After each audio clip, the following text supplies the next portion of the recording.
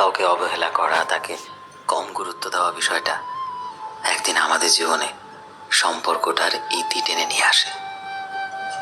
যখন তুমি তার সাথে থেকেও তাকে অবহেলা করবে, তার মেসেজগুলো দেখেও সিন করে ছেড়ে দেবে, সে থাকতেও তার অনুভূতিগুলোর কোনো গুরুত্ব দেবে না, এসবের মাধ্যমে তুমি নিজেই তাকে নিজেকে ছাড়া বাঁচতে শিখিয়ে দিচ্ছ।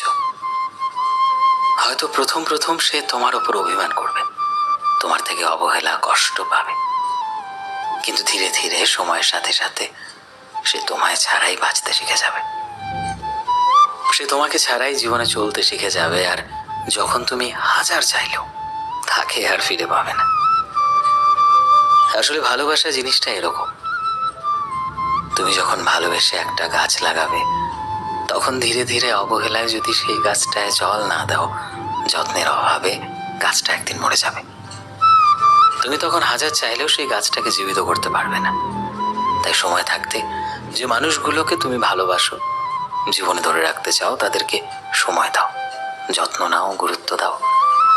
একটা সম্পর্ক বাঁচিয়ে রাখতে শুধু ভালোবাসা থাকলেই হয় না, প্রয়োজনে নিজের ইগোকেও কমাতে শিখতে হয়, ক্ষমা করতে জানতে হয়, আর অপর দিকের মানুষটার গুরুত্ব বোঝাতে হয়।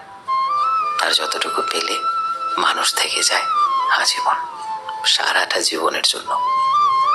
তাই যদি কাউকে সত্যিকারের ভালোবাসো, মন থেকে ভালোবাসো, তবে অবশ্যই তার যত্ন নাও, তার খোঁজ নাও।